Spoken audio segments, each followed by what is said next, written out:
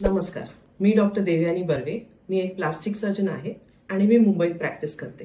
आज या व्हिडिओमध्ये मी प्रेग्नंट बायकांसाठी स्पेशल इन्फॉर्मेशन देणार. कोणतीही स्त्री प्रेग्नंट झाल्यानंतर आणि कधी ती मला भेटली तर पहिला प्रश्न असतो, आता मला स्ट्रेच मार्क्स येणार, आता मी काय करू? ह्या व्हिडिओमध्ये मी स्ट्रेच मार्क्स प्रिव्हेन्शन, मेंटेनन्स आणि ट्रीटमेंट या तिन्ही गोष्टींबद्दल सांगणार आहे. स्ट्रेच मार्क्स हे स्किन स्ट्रेच झाल्यामुळे स्किन मध्ये पडणाऱ्या रेषांना म्हणतात. ह्याच्यामध्ये मायक्रोस्कोपिक लेवलवरती कोलॅजन आणि इलास्टिन फायबर्स जे असतात ते स्ट्रेच होऊन ब्रेक झाल्यामुळे परमनंट स्ट्रेच मार्क्स तयार होतात. आता ह्यांना रिव्हर्स करण्यासाठी अनफॉर्च्युनेटली आपल्याकडे काही फार ऑप्शन्स नाहीये, पण ह्यांना as best as possible manage करणं आणि ते कमीत कमी प्रॉमिनंट दिसतील ह्यासाठी आपण काही गोष्टी करू शकतो. जेव्हा प्रेग्नन्सीमध्ये फर्स्ट ट्रायमेस्टर आणि सेकंड ट्रायमेस्टर मध्ये हळूहळू स्किन स्ट्रेच होत असते तेव्हाच gently massaging over the skin of the tummy म्हणजे पोटावरची स्किन सॉफ्ट, सपल आणि मॉइश्चराइज ठेवणं हे महत्वाचं आहे. आपण या गोष्टी बऱ्याच वेळा निग्लेक्ट करतो आणि त्यामुळे पोटावरची स्किन हळूहळू थोडीशी पांढरी दिसायला लागते, कारण ती सुकून जाते. त्याच्यावरती थोडंसं फ्लेकिंग आणि स्केलिंग सुरू होतं आणि थोडंही खरचटलं तरी व्हाईट स्क्रॅच मार्क्स दिसतात. याचा अर्थ असा की स्किन डिहायड्रेट झाली. याच्यासाठी मॉइश्चरायझिंग, स्वतःचं हायड्रेशन आणि good sleep and diet is most important. स्वतःबरोबर पोटाचीही काळजी घेणं हे महत्वाचं आहे. सो कुठचाही मॉइश्चरायझर जो इझिली स्प्रेड होईल लोशन फॉर्मॅटमध्ये किंवा आमंड ऑइल किंवा ऑलिव्ह ऑइल हे सगळ्या गोष्टी आपण वापरू शकतो. पोट जेंटली मसाज करायचं आणि पोटावर ते व्हाईटिशपणा येऊ द्यायचा नाही हे महत्वाचं आहे. सेकंड टू थर्ड ट्रायमेस्टर मध्ये जेव्हा पोट लवकर वाढायला लागतं आणि फास्ट स्ट्रेच होतो तेव्हा मेनली स्ट्रेच मार्क्स डेव्हलप होतो. म्हणून आधीपासून जर पोटाची काळजी घेतली असेल पोटाच्या स्किनची तर नंतर हे प्रॉब्लेम्स कमी होऊ शकतात. थर्ड ट्रायमेस्टर मध्ये स्पेशली स्किनला मॉइश्चराइज करत राहणं, मसाज करत राहणं, त्याचबरोबर बाळालाही मसाज करत राहणं हे महत्वाचं आहे. यानंतरही जर तुम्हाला स्ट्रेच मार्क्स प्रॉमिनंटली डेव्हलप झाले तर डिलिव्हरी नंतर पहिल्या 6 महिन्यात खूप काही करायला तुम्हाला वेळ मिळणार नाही.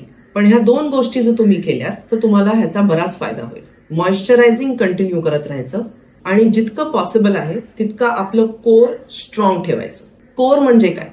कोर म्हणजे तुमच्या बॉडीच्या सेंटरमध्ये असणारे मसल्स. सो तुमच्या पोटाच्या पुढचे मसल्स ज्यांना रेक्टस ॲब्डॉमिनस म्हणतात, तुमच्या साईडचे मसल्स ज्यांना एक्सटर्नल ऑब्लिक्स, इंटरनल ऑब्लिक्स म्हणतात, बेसिकली पोटाचे मसल्स ज्यांना कॉमन टर्म्स मध्ये ऍब्स म्हणतात, हे मसल्स टाईट ठेवणं, जसं आपण श्वास रोखून ठेवलाय अशा तऱ्हेने पोट खेचून ठेवणं आतमध्ये जितकं पॉसिबल आहे तितकं डेली बेसिसवर. ह्याने तुमचं कोर ऑटोमॅटिकली स्ट्रॉंग होत जाईल. डिलिव्हरी नंतर पहिल्या 2-3 महिन्यामध्ये हे करणं थोडं डिफिकल्ट असतं, कारण बाळामुळे हे मसल्स स्ट्रेच झालेले असतात म्हणून त्याच्यामध्ये खूप स्ट्रेंथ नसते. पण तुम्ही हळूहळू हे करत राहिलात की तुम्हालाच नोटीस होईल की 6व्या-7व्या महिन्यापर्यंत तुम्ही मसल्स टायटन करू शकता आणि तुमची स्किनही आत खेचली गेली आहे.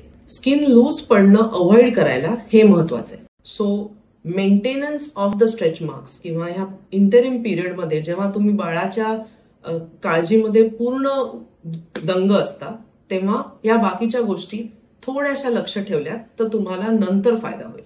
डिलिव्हरी नंतर 1 वर्षापर्यंत युजली मी कुठचीही सर्जरी किंवा काही ट्रीटमेंट रेकमेंड करत नाही. हा वेळ तुमच्या आणि तुमच्या बाळासाठी सगळ्यात महत्वाचा आहे, म्हणून तुमची काळजी आपण 1 वर्षानंतर घेऊ. आफ्टर 1 इयर हे स्ट्रेच मार्क्स जर परमनंट असतील तर ह्याच्यासाठी काही ट्रीटमेंट्स अवेलेबल आहेत. नॉन सर्जिकली काही ट्रीटमेंट्स असतात सच एज हायफू किंवा MNRF ज्याने ह्या गोष्टी किंवा ही स्किन टाईट करू शकतो आपण. पण ह्या नॉन सर्जिकल ट्रीटमेंटचा रिझल्ट पण लिमिटेड असतो. ह्याने थोडेफार स्ट्रेच मार्क्स कमी होतील आणि थोडीशी स्किन टाईट झाल्यासारखी वाटेल, पण 100% ट्रीटमेंट होऊ शकत नाही. 100% रिझल्टसाठी आपल्याकडे 2 ऑप्शन्स आहेत. जर तुमची फॅमिली कंप्लीट झाली असेल आणि तुम्ही अजून प्रेग्नन्सीज प्लॅन करत नसाल तर complete tummy tuck is a good option. तुम्ही अजून प्रेग्नन्सीज प्लॅन करणार असाल तर mini tummy tuck is the other option. या दोन्हीतला मी थोडक्यात फरक समजावते. मिनी टमी टक मध्ये बेंबीच्या खालची स्किन जी रिंकल झाली आहे किंवा जी अडनीड अनइव्हन वाटते ती स्किन टॅकल केली जाते. मिनी टमी टक साठी इम्पॉर्टंट असतं की तुमचं कोर स्ट्रॉंग असलं पाहिजे. कारण ह्याच्यामध्ये आपण मसल रिपेअर फारसा करत नाही. बेली बटनची पण पोझिशन जिथे आहे तिथेच राहते, फक्त खालची स्किन थोडीशी काढून तो एरिया टाईट केला जातो. ह्याने तुमचे स्ट्रेच मार्क्स कम्प्लिटली निघू शकतात आणि ही वन टाइम ट्रीटमेंट आहे. जर तुमची फॅमिली कंप्लीट झाली असेल तर आपण कंप्लीट टमी टक करू शकतो, म्हणजे आपण पूर्ण पोटाची स्किन टायटन करू शकतो. इव्हन बेली बटनच्या वरचे स्ट्रेच मार्क्स ह्याच्यामध्ये जाऊ शकतात आणि तुमचं कोर पण आपण सर्जिकली अजून स्ट्रॉंग करू शकतो. म्हणजे मसल्स मध्ये जी गॅप येते प्रेग्नन्सीमध्ये, ज्याला डायव्हेरिकेशन ऑफ रेक्टाय म्हणतात, तेही आपण ह्याच्यामध्ये ट्रीट करू शकतो. सो फुल टमी टक पूर्ण फॅमिली कंप्लीट झाल्यानंतर करण्याचा ऑप्शन आहे. दोन्ही केसेसमध्ये काही महिन्यांसाठी तुम्हाला कंप्रेशन गार्मेंट घालावं लागेल आणि 2 ते 3 आठवड्यामध्ये तुमचं इन्सिजन किंवा जे कट केलेला आहे तो कम्प्लिटली हील होऊन जाईल. ही सर्जरी वन टाइम ट्रीटमेंट असते. टमी टक जनरली रिपीट केला जात नाही. मिनी टमी टक हे प्रोसिजर असं आहे जे फक्त स्किन एक्सिजनसाठी केलं जातं, म्हणून ते गरज पडल्यास सेकंड प्रेग्नन्सी नंतरही करू शकतो आणि हे कम्प्लिटली सेफ आहे. ह्या सर्जरीज पूर्ण बेशुद्धी देऊन किंवा कमरेमध्ये सुन्नपणाचं इंजेक्शन देऊन केल्या जातात, म्हणून 1 दिवस जनरली हॉस्पिटल स्टे रेकमेंडेड असतो. आजकाल अॅनेस्थीशिया खूप सेफ आहे आणि सर्जरीज पण तुमच्या कुठच्याही मेजर ऑर्गनच्या बाजूला नसल्यामुळे एक्स्ट्रीमली सेफ असतात.